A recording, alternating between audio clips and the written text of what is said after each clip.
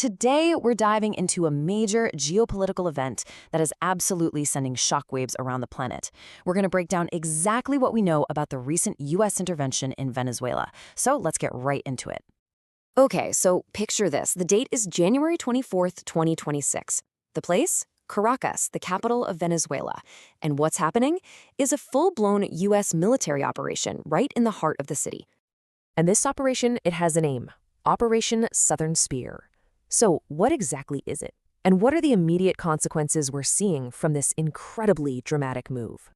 Well, from what reports are telling us, Operation Southern Spear isn't a ground invasion. Instead, it's a series of targeted U.S. airstrikes hitting locations inside Caracas itself. And this is where it gets really heavy. The human cost is, well, it's staggering. Early reports are saying that more than 100 people have been killed in these strikes. That's a number that's just tough to even wrap your head around. But the operation had a very specific military goal, and it seems they achieved it. The single biggest outcome? Former Venezuelan President Nicolas Maduro has been captured. He is now in U.S. custody. Okay, so that's the what. A series of airstrikes, a lot of casualties, and a captured former president. But that brings us to the biggest question of all: the why. What's the official reason for doing something this drastic? Yeah, so what was the endgame here? What was the stated mission that set this whole massive intervention into motion? The official story, the justification we're being given, it's laid out as a three-step process. Step 1, capture Maduro.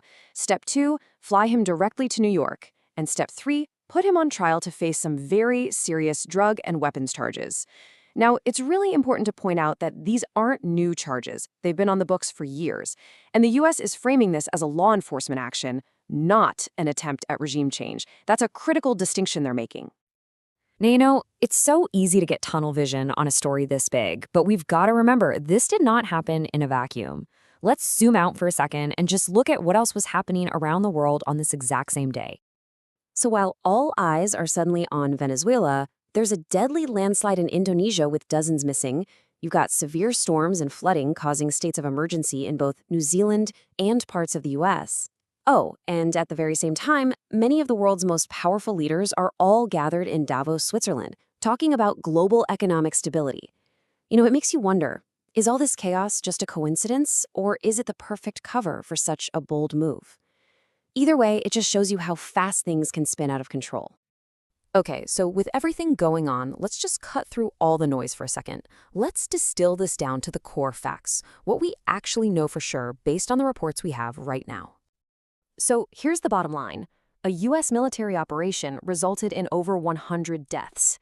It ended with the capture of a former head of state, and the official reason given is to bring him to the U.S. to face trial.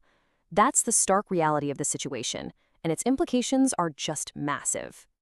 And all of this leaves us with a huge, hanging question.